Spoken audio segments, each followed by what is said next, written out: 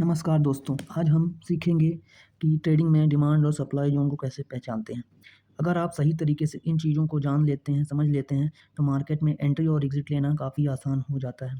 Demand और supply zone के ही द्वारा हम ये जान पाते हैं कि बड़े इंस्टीट्यूट प्लेयर्स कहाँ पे एंट्री करने वाले हैं।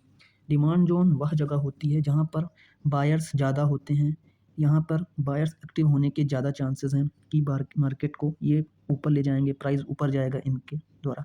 सप्लाई ज़ोन वह जगह होती है जहाँ पर सेलर्स ज़्यादा एक्टिव होते हैं। अक्सर प्राइस इस ज़ोन में आने के बाद नीचे तेज़ी से गिरता है। अब बात करते हैं कि हम चार्ट में डिमांड ज़ोन और सप्लाई ज़ोन को कैसे पहचानेंगे, कैसे ढूँढेंगे। जहाँ पे बायर्स प्राइस को तेज़ी से ऊपर ले जाते हैं या ग्रीन कैंडल बड़ी-सी बनती है, स्ट्रॉन्ग ग्रीन कैंडल बनती है और वह एरिया एक डिमांड ज़ोन बन जाता है। अब उसी तरह से सप्लाई ज़ोन वो है जहाँ प्राइस नीचे आता है, एक स्ट्रॉन्ग सेलिंग कैंडल बनती है और वो ज़ोन हम एक सप्लाई ज़ोन की तरह कहते हैं। अब ये तो आप समझ गए। अब हम इसे आपको चार्ट में दिखाते हैं। आप अलग-अलग टाइम फ्रेम में जाके देखिए, जितना बड़ा टाइम फ्रेम होगा वो उतना स्ट्रॉन्ग ज़ोन बनता है। आप इंट्राडे कर रहे हैं तो आप 15 मिनट, 5 मिनट के ही ज़ोन ढूँढिए। अगर आप स्विंग ट्रेडिंग करते हैं, आप 1 आवर, 4 आवर टाइम फ्रेम में डिमांड ज़ोन को ढूँढ सकते हैं। अभी यहाँ पे आप देखिए, ये एक एरिया है जो एक डिमांड ज़ोन की तरह वर्क कर रहा है। यहाँ प्राइस ऊपर गया है इस लो से और ये एरिया एक डिमांड ज़ोन के तरह काम करेगा। इस एरिया में दोबारा प्राइस जब आएगा, तब हम वापस से बाइंग करेंगे, लेकिन ये बाइंग हम कब करेंगे? जब एक स्ट्रॉन्ग बाइंग कैंडल बनेगी, उसका हाई ब्रेक होगा, तो ही हम एंट्री करेंगे। अदरवाइज़ ये बाइंग ज़ोन एक्टिव नहीं होगा या फेल हो जाएगा। यहाँ पे बाइंग कैंडल बनी स्ट्रॉन्ग और प्राइस ऊपर गया है, कंफर्मेशन हमें मिला, हम ट्रेड लेंगे। बाइंग ट्रेड, ये 1:2 का मूव मिला इस लो के असर के साथ।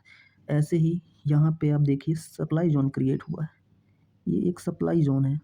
इस ज़ोन में वापस प्राइस आया, यहाँ एक सेलिंग कैंडल बनी और नेक्स्ट डे एक फॉल आया। ये 1:3 का फॉल आया। अगेन देख सकते हैं ये एरिया भी आप एक तरह से सप्लाई कह सकते हैं कि यहाँ से बढ़िया ये वापस सप्लाई बन गया। यहाँ प्राइस वापस अगेन आया और वापस यहाँ से फॉल कर गया। ये एरिया अब सप्लाई, वापस ये एरिया सप्लाई बन गया। ये ज़ोन आप देख सकते हैं एक बड़ी स्ट्रॉन्ग कैंडल आई और सप्लाई। कई बार हमने ऐसा देखा होता होगा रिटेलर साथ कि हम एक स्ट्रॉन्ग कैंडल आती है, हम एंट्री कर जाते हैं और प्राइस वहाँ वापस घूम जाती है और एक ट्रेडर लॉस करता है। रिटेल ट्रेडर को लगता है जहाँ मैं एंट्री करता हूँ वहीं से मार्केट घूम जाती है, हर बार मेरे साथ ही ऐसा क्यों होता है? बट ऐसा नहीं। बड़े इंस्टीट्यूट प्लेयर एक बड़ी कैंडल जो बनाते हैं, वो लोगों को इनवाइट करते हैं, लोग आएँ, घुसें और वो लोगों को ट्रैप करते हैं। इसलिए इससे बचने के लिए हमेशा आप वेट करिए डिमांड या सप्लाई पे ही मार्केट आए। क्योंकि प्राइस है, ये प्राइस एक्शन कभी भी बनता रहेगा, मार्केट ऊपर जाएगी, मार्केट नीचे जाएगी, लेकिन एक परफेक्ट प्राइस एक्शन के बिना अगर आप ट्रेड करेंगे, ऑलवेज़ आपको लॉस ही होगा। इस ज़ोन में आया ही नहीं प्राइस, तो ये एक्टिव ही अभी नहीं, ये अभी एक्टिव नहीं है। बट मार्केट ने इस एरिया में दोबारा से सप्लाई क्रिएट कर लिया। अभी इस ज़ोन में जैसे आया प्राइस, फिर से स्ट्रॉन्ग बुलिश कैंडल बनी, सॉरी बेयरिश कैंडल बनी और उसका लो ब्रेक हुआ और ये फॉल देखिए 1:3 का फॉल। अभी आप देख सकते हैं रिसेंट में बहुत बुरा मार्केट फॉल कर रहा है, वार, ऑयल और एलपीजी इश्यूज़ के अलग-अलग कारणों से। यहाँ पे भी आपको सेलिंग डिमांड ज़ोन मिलेगा। ये एक एरिया सप्लाई क्रिएट हुआ, प्राइस जैसे यहाँ पे आया, एक फॉल आपको देखने को मिला। अब एक रिटेलर इस एरिया में इतनी बड़ी कैंडल देख के ट्रेड ले लेगा।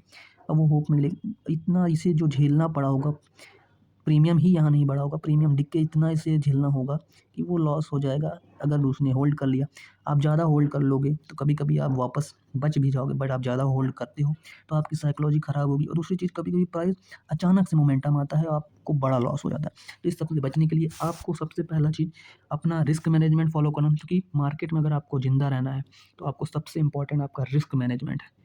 Price action, volume, break of structure या कोई भी नॉलेज रिस्क मैनेजमेंट से आगे नहीं है। आपको अपना रिस्क डिसाइड करना होगा, रिस्क मैनेज रखना होगा, तभी आप करेंगे। नहीं तो आप प्राइस एक्शन, आपको हर जगह प्राइस दिखेगा। अगर आप लॉस में होंगे, आपकी ट्रेड लॉस में है, आपको हर जगह लगेगा।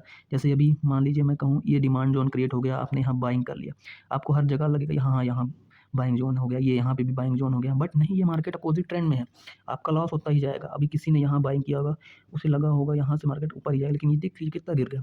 तो always follow the risk management. तो सबसे ज़रूरी चीज़ रिस्क मैनेजमेंट, हमेशा स्टॉप लॉस लगाकर ही ट्रेड करें। ओके, उम्मीद है आपको डिमांड और सप्लाई ज़ोन समझ में आ गया होगा। अगर यह जानकारी आपको अच्छी लगी तो इस वीडियो को शेयर ज़रूर करें, मेरे चैनल को लाइक और सब्सक्राइब करें। और भी ट्रेडिंग से रिलेटेड वीडियो मैं लाऊँगा। अगर आपको कोई टॉपिक अच्छा लगता हो, आपको समझना हो, आप कमेंट करिए, मैं उस टॉपिक पे वीडियो बनाऊँगा। Thank you and like and subscribe.